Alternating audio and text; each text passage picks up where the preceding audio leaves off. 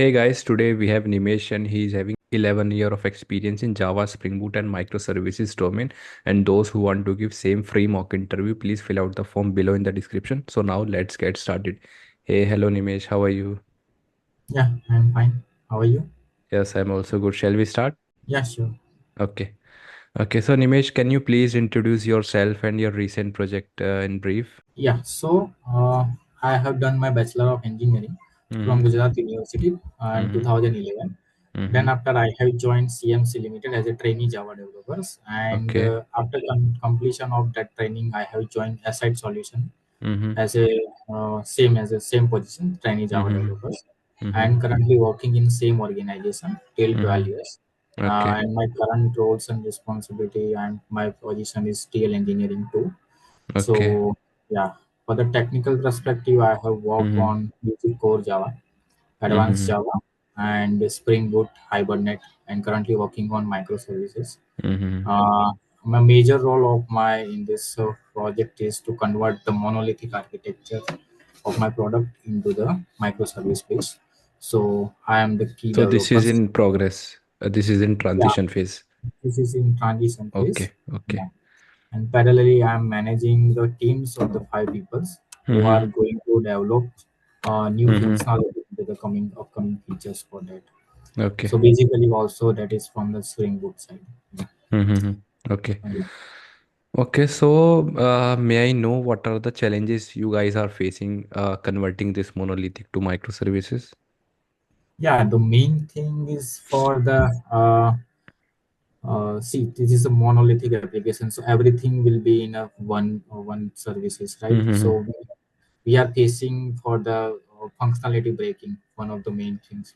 Okay. So what Okay. we did, we have modularized all functionality into the different Mm-hmm. modules, and we have also modularized and convert separate database for that particular modules, and we Mm-hmm. have created independent microservices of that. And we are also facing the main problem for the transaction related to between Mm-hmm. two microservices. So we have also overcome that tolerance using the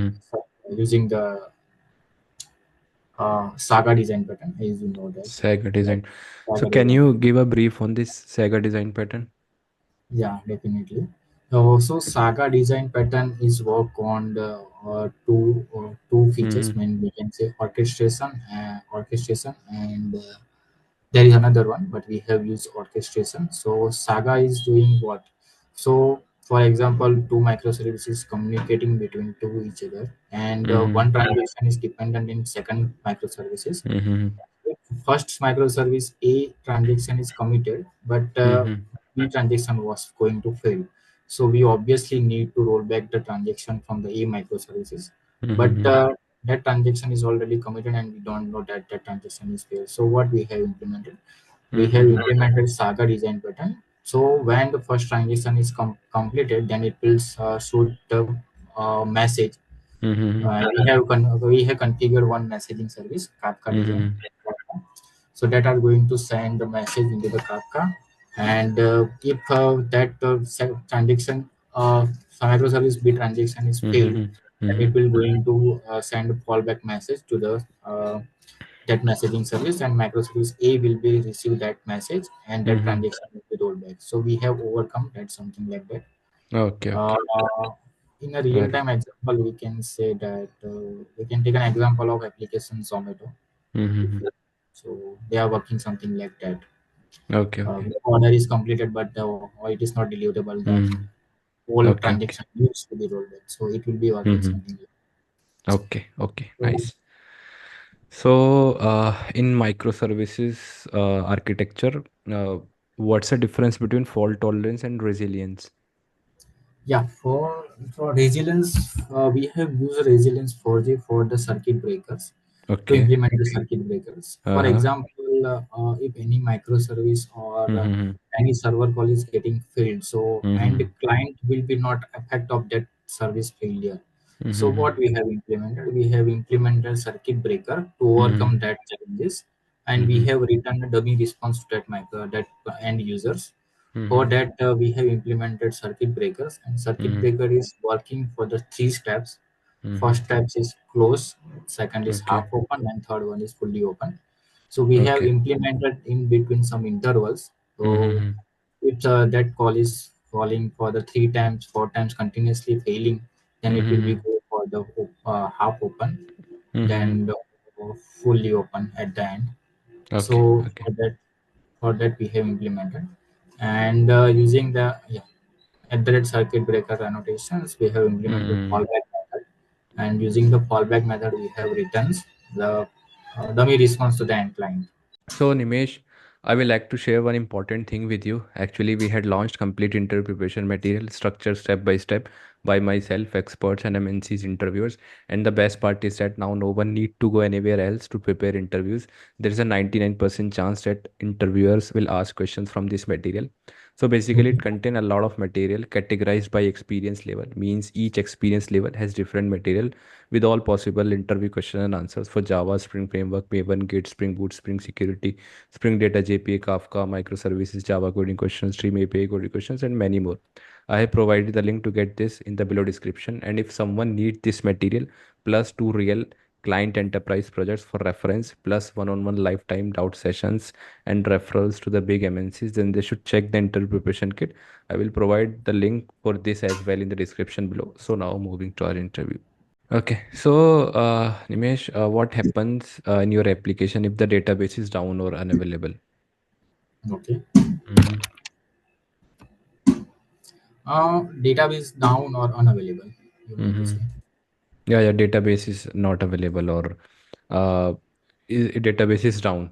So that code operation will be getting fails, and in that case, we if we have implemented that Mm-hmm. circuit breaker, then the dummy response we can send to the response in that case.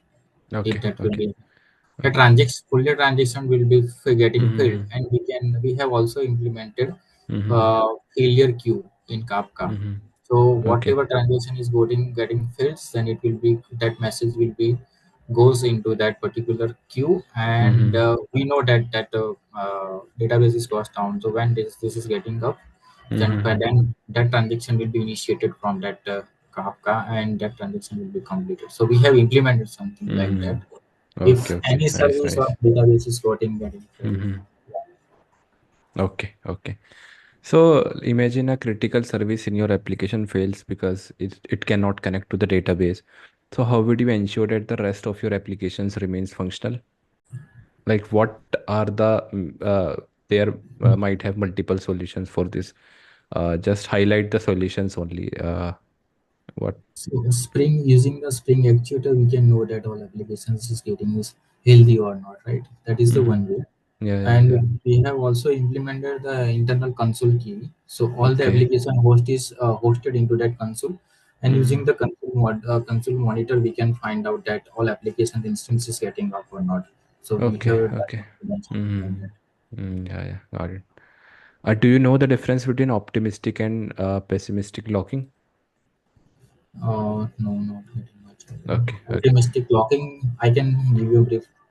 Suppose one transaction is going to commit into the database, and the Mm-hmm. same time, same rows is going to update using the different transaction. But that first transaction is not completed, then at that time, optimistic locking exception is happening from the database. Mm-hmm. Missing is one row is simultaneously committed or Mm-hmm. updating using the two transaction, but first transaction is not committed. Mm-hmm. Before committing first transaction, second transaction is going to update that particular row. So Mm-hmm. So it won't optimistic, affect the others, yeah. something like that. Okay, okay, yeah. And pessimistic locking? Past, I don't know. Yeah, I Okay. have not. I'm not aware So of that. basically, this it locks resources at the start of the transaction and preventing other transactions from modifying the locked resources until the first transaction completes. Yeah. So we can know we have also implemented that line for Okay. using the Hazelcast locking. So what Oh. Hazelcast will stop second transaction. Hazelcast will lock that particular Mm-hmm. transaction Mm-hmm. or particular blocks to enter second transaction into that particular Mm-hmm. row. We have implemented it like that using the Oh, Hazel. nice, nice. Okay, okay. Okay, so as you said, you are aware about optimistic locking. So can you provide a real world scenario where optimistic locking would fail, might fail? Hmm, optimistic blocking might fail. Give a real world scenario. See, using the same transaction, same process will be happen. Or if you're using the multi-threading in for updating any data into the database, so if Mm-hmm. first thread will be not committed, then Mm-hmm. if second thread will be executed to execute same thing, then it will be happen. But for the Mm-hmm. real time example, if you know that Real time can be like in where multiple users are attempting to book attempting the same. last seat on flight, and simultaneously, so optimistic locking could fail when the last update overrides a previous one. Yeah, but we if you know that if you are going to book any seats, then it will be locked for the particular time. So second user may not going to attempt that seat. We have locked that particular seats for that Uh-huh. particular user for the some time. So it will be not maybe real time example, but Mm, that pessimistic accept locking will be not implemented. Then it will be happen for the optimistics. mm. Yeah, yeah, Yeah, yes. that is the real time. We can say that. Uh, so no account. No, Yeah, I okay. need to log it. Yeah, it's fine. Okay. Okay, so Nimesh, can you tell me what are the best strategies for generating IDs in the database with GPA? Uh, yeah, string data JPA we have Uh-huh. used. That is the Okay. best way, and Mm-hmm. we have also used the JDBC connection for the basic. For the monolithic application, we have used JDBC. Okay. Okay. So suppose you are designing a high traffic application, which ID generation strategy would you prefer and why? For the high traffic ID generation Uh, so strategy, in Spring Data JPA, there is a thing sequence generator. sequence and data. Yeah, Yes, yeah, yeah. So this is one of the way actually to generate the IDs. IDs means uh, the primary common key, ID, unique ID. unique ID. Yes, Yeah, yeah, yeah. Okay, yeah, this is actually way. So have you heard about UUIDs? UUID. We So know. what's the difference between UUIDs and sequential IDs? So UUID contains some characters, characters Hmm? and strings, and UUID Okay. contains some characters, and it will be a part of the two or three parts, I maybe. And Uh-huh. sequence ID is all contains only integers value. Okay. That is the main difference. Okay. So can you tell me how UUIDs impact database performance? Uh, So tell me, can UUIDs can lead to index fragmentation? yeah, definitely, because it contains large number of strings. So Mm-hmm. database can have a trouble to Uh-huh. sorting or finding the unique numbers of that ID. Yeah. So it may contain a performance issue. You're right. And sequence ID contains only integer numbers, Mm-hmm. so it is faster than UUID. Okay. So what the mitigation strategies could you apply to solve this index So actually, fragmentation for the index per see, in my project, we have only used not used the UUID. We have used the sequences ID. sequence? Yeah, Okay. and we have for the performance we have implemented index and something for that into the particular tables. Okay. Let's say if someone want to use UUIDs, and so then how can someone I mean mitigate this index fragmentation? Mm.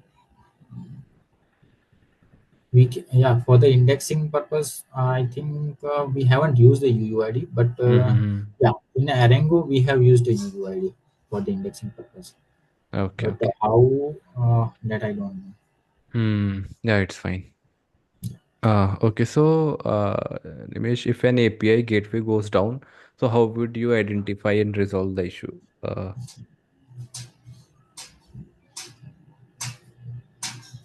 API gateway goes down. Yes, yes. Yeah, as I saw that using the Spring Actuator, we can say that any API is going to down or not. Or API gateway goes down, then we can find that for not for or something like error get. Mm-hmm. And we can implement one monitor, Mm-hmm. and in monitor we can also find that that API is going to down. So automatically that API will be can Mm-hmm. going to start up or Okay. Okay.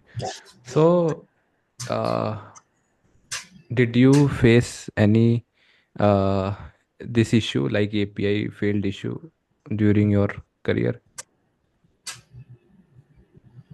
so many times we are facing. Yeah, so many times.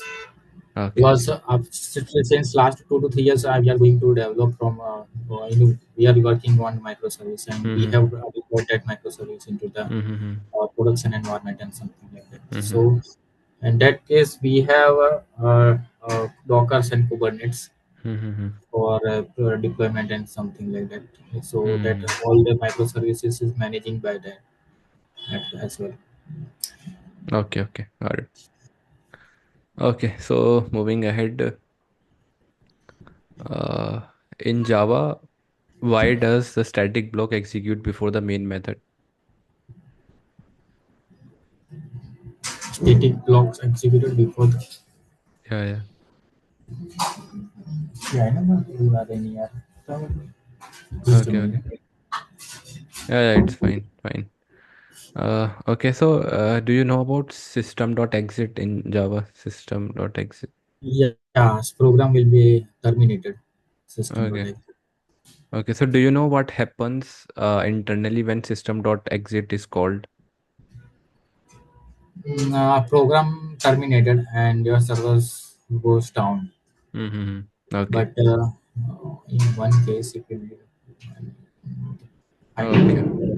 fine. Fine. Fine. What is a hash collision and how it handled internally? So the hash collision means hashing. It is one of the hashing mechanism. So Mm-hmm. hash code and equals method will be used using Mm-hmm. the into the hash code. So Mm-hmm. when we are using into the hash map, when we are using map.put, then hash code method will be call, and it will convert that particular keys into the hash code, and Mm-hmm. it will put into the particular pool, Mm-hmm. and call the, and when another times map.put method will be called, then it will be convert that key into the hash code, and equals method will be called. So Mm-hmm. it will check that both keys are same or not using the so hashing Mm-hmm. mechanism, hash collision will be working something like that. Okay. Do you know about proxy design pattern? Which Proxy proxy? design pattern. No, no, no, not at all. Okay. Okay. So basically, this pattern involves using a surrogate or placeholder object to control access to another object. Yes. Basically used to enhance security, lazy initialization, logging, something Okay. like that. Yeah. Yeah. Okay. Okay. So what happens if an exception is thrown by the main thread? Using the main thread. Yeah. Yeah. So we are getting any exceptions. Uh-huh. Sorry. Okay. Okay. So, do you know about uncaught exceptions?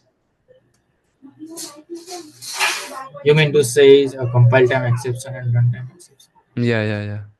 Yeah, Okay. So, can you tell me how you guys are maintaining or handling the exception things? yeah. Yeah. So generally, in a simple Java application, we Uh-huh. can handle using the try and catch block. Okay. So using the try and catch block, we can catch the particular exception, Mm-hmm. and we can throw our predefined exceptions. Mm-hmm. For example, my application will be for the Mm-hmm. accounting, Mm-hmm. and if it will be illegal argument exception we are throwing, Mm-hmm. so we can get that exception using the catch block, and Mm-hmm. we can uh, throw we can define client that you are passing the wrong argument for the Mm-hmm. existing base APIs. Mm-hmm. And in the Spring Boot microservice, we have used the controller advisor For Mm-hmm. the same way we can catch and try and catch block, but for the Mm-hmm. sending the user defined exception, we have used the controller advisor. And Mm-hmm. in the controller advisor we have catch that particular exception, and we can throw custom status code and custom message. Mm-hmm. Yeah. And also we have used aspect Mm-hmm. oriented programming. Okay. So there is a notation at the rate before. Mm-hmm. So sorry, at the rate after. So in that Mm-hmm. method, we can define in from which method you want to throw the exception, Mm-hmm. and every exception throws that method will be called, and we can throw the exception. We can handle something like that. Okay. Okay. Okay. So moving ahead. So in a Spring Boot application, you see there is a run method, uh, Mhm. right? Oh, So yes, sir, not can run. you Yeah. explain that run method? I can explain, not Mm-hmm. in detail, but you can say that when Spring Boot application dot run method will be called, and all the Spring Boot component will be instantiated, which we have annotated using the Mm-hmm. service at the rate component, Mm-hmm. or at the rate repository. So all Okay. that classes will be instantiated, and that variable or that class level variables or method Mm-hmm. static method will be instantiated at that time. Mm-hmm. That is I know. And at application level we can also uh, define that which class you want to exclude Mm-hmm. using that exclusion strategy. That will be Mm-hmm. in the startup class, application dot startup class before the run method. Correct. Correct. Okay. So moving ahead. Have you implemented auth 2 or auth 2 in your application? Or to yes, we have implemented. Okay. So what challenges did you face during its Not implementation? yet. GWT we have implemented. Sorry. In a simple OAuth 2, there will be a barrier token. Mm-hmm. Using that barrier token, we have used it. We have not implemented OAuth 2. Rather Oh. than OAuth 2, we have implemented JWT and Mm-hmm. our custom session ID session. Mm-hmm. Okay. Okay. Got it. Uh, what are the best coding principles and practices you have applied in your project? So for the base coding, so we first of all we are always use the OOPS concept. Mm-hmm. We have also always try to reuse the existing codes, Mm-hmm. and we are always point for the performance. Mm-hmm. In my company we have defined that every API should be written say within a 1 second. So Mm-hmm. that is the major Mm-hmm. we need to identify. Then Mm-hmm. uh, any any warnings in a code should be not there. We have Mm-hmm. for that we have used the sonar cube Mm-hmm. to finding the warnings. And for uh, method execution or method Mm-hmm. performance, we have implemented unit test cases. Mm-hmm. That is the one main thing. And we have also implemented automation testing Mm-hmm. for the particular API testing and something, Mm-hmm. everything. That So are is you the guys basic. following solid principles? We can say, yeah, we can solve it principle. Okay. Okay. Can you give me an example, like anywhere you have applied the solid principle, any principle in your piece of code? Give any Uh, example. Lisco substitution, simple object, Lisco substitution. Inversion of control, we in, implement. Interface segregation we have used in my application. Okay. So in my application, there, as I told that we have implemented Mm-hmm. different functionality into the Mm-hmm. different modules. So we have Mm-hmm. created one root jar root Mm-hmm. library. so Mm-hmm. which contains all the main interfaces and something like that. Mm-hmm. And we have used that library into the different modules, Mm-hmm. different microservice, and we Mm-hmm. get implemented that interfaces. So that interface segregation we have used, and Lisco substitution. And one module should not be dependent on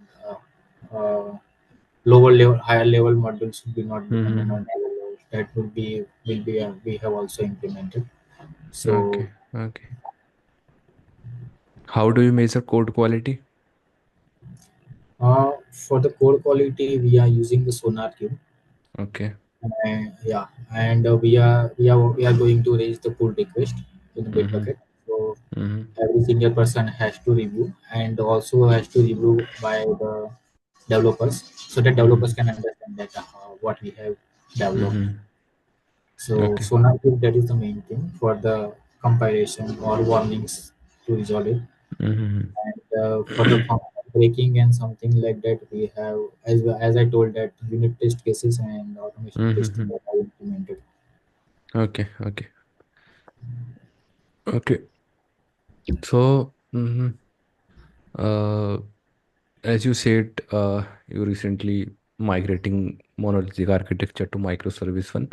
Uh, can you tell me a situation where adopting a microservice architecture might not be ideal?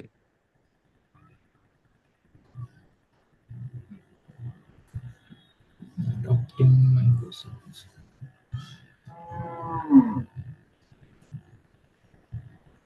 Mm, yeah, in some cases, when we have used the monolithic, so Mm-hmm. we don't need more teams to manage that. Mm-hmm. No, no, developers should be limited. So Mm-hmm. that is the main reason. That is the main benefits into the monolithic. Mm-hmm. So that we can say that is for the costing purposes of that, for the compiler. Mm-hmm. So in a monolithic, everything should be in a one code, one Mm-hmm. services. So maintaining and managing is easy for that. Mm-hmm. So that would be not DevOps team. So that Mm-hmm. is, and when we are going to migrate it, so there would be a different microservices. So Mm-hmm. every modules should we have a different team. So that is the and managing it's very harder. Means ka Mm-hmm. very difficulties. Mm-hmm. So we can, at that time we feel that adopting a microservice is such a big issue or not a good Mm-hmm. solution. But uh, at the end we found that if we have a good team and we have a good knowledge Mm-hmm. for the then we can manage it easily. But Mm-hmm. fault tolerance is very less if you're using Mm-hmm. the microservices. In a monolithic, what happens if you want to make any changes Mm-hmm. or if you want to add any functionality, so Mm-hmm. we need to take care that another functionality will be going to break or not. Mm-hmm. And in a microservice, that there is only single microservice for that particular module. Mm-hmm. So we can easily make changes into that particular Mm-hmm. microservice. So that is the good things. So both pros and cons is that for the monolithic and microservices. Okay, Uh, okay. Nice, nice. Okay, so Nimesh, are you comfortable in indexes of SQL? Uh, see, there is. I would like to be a frank. There will be a database developers in my team, Oh, okay, okay. so they are managing the all the SPs and tables Mm-hmm. and Mm-hmm. indexing. But I Mm-hmm. know how to create an index and how to use and how the Mm-hmm. execution plan is executing inside the SQL. Mm-hmm. So I have also knowledge about that. Okay, so like, do you know if we have a frequently updated table, which type of index would should we should use and why? See, there is a table index and column index should be there, Mm-hmm. as I know that. Mm-hmm. Using the table index, if we are creating a in table index, so Mm-hmm. when we are going to fire any query, Mm-hmm. then in a SQL in a memory, they are going to create index for that Mm-hmm. particular tables. So Mm-hmm. when second time that same query will be executed, then it will be use that tables Mm-hmm. In simple way we can say that it is working something like the caching mechanism. If you know that for the caching mechanism, we are not going to directly call to the database. Mm-hmm. Between the API and server, we can implement the one case caching. So when first time user call, then it directly Mm-hmm. call to the database, and from getting a data, it will store into the mem base or mem cache. And when second Mm-hmm. time same query will be executed, then it will be going to take a data from the mem cache. Same thing, indexes is working like that, so it will be Mm-hmm. become faster for execution of any query. That would be a table index. Yeah, yeah. And column index, that I haven't tried to execute it. Okay, okay. Yeah, it's fine. Have you heard about balanced index? No. Okay, that's fine. Moving ahead, do you know about circular dependency? Yeah. Yeah, yeah, Circular please go dependency. ahead.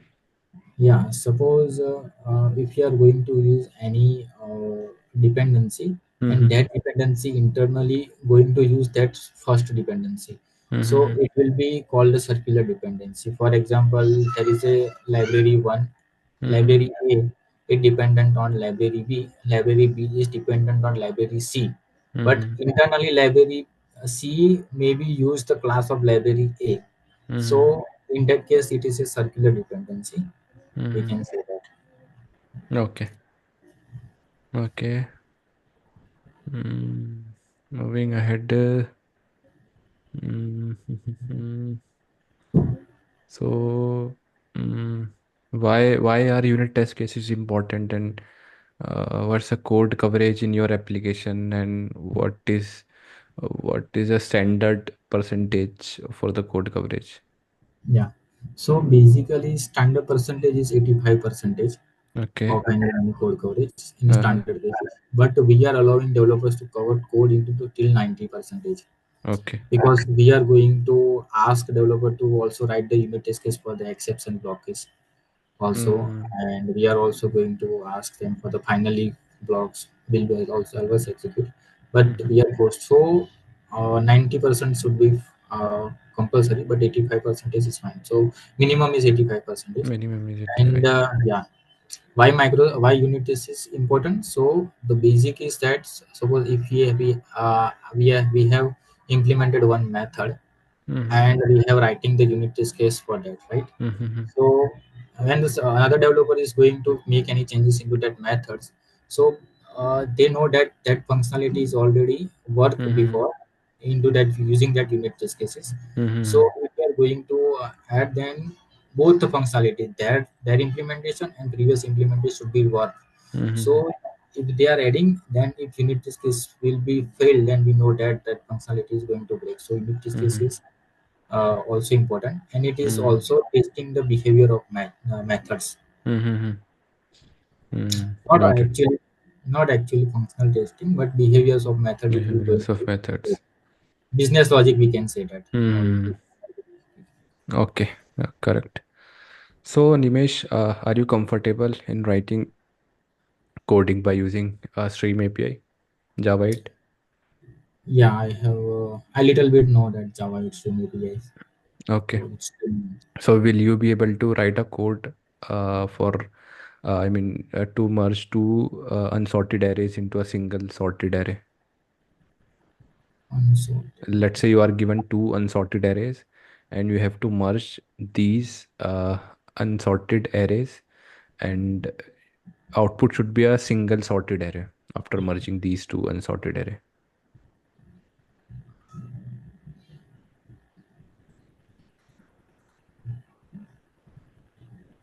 For example, There is no requires for the stream, so we can use right directly using the simple Java. There is two unsorted array, and we can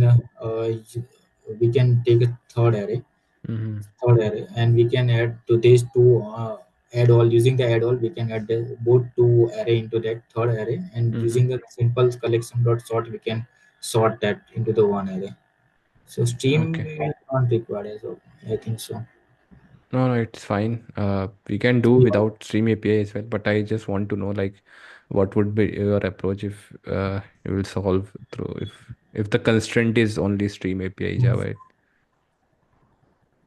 Yeah, stream dot collect. Inside the stream dot collect, there is you can try by sharing your screen and open an editor.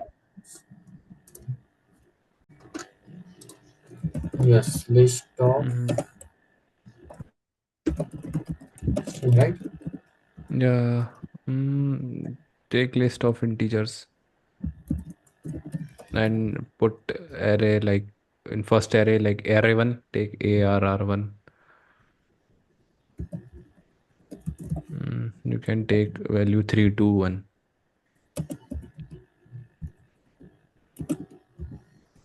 and initialize second array and with the same but instead of 654.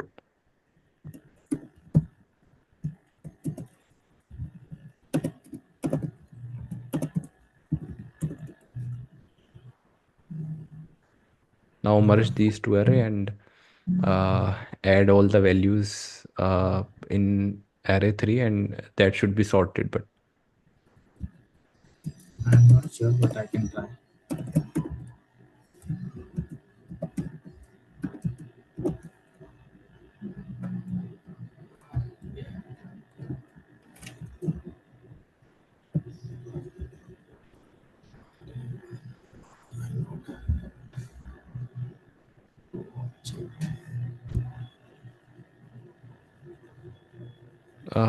can we What is use the collection int dot from stream dot concat stream dot concat? int int stream dot concat caps I then nt stream.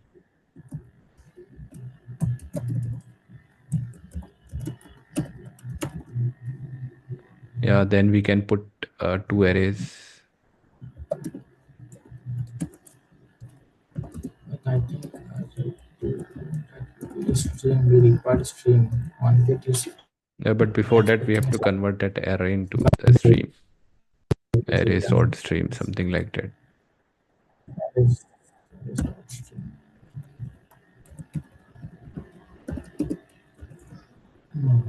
Input stream. Yeah, okay, so yeah, Nimesh, let's do I mean the way you were telling without using stream API.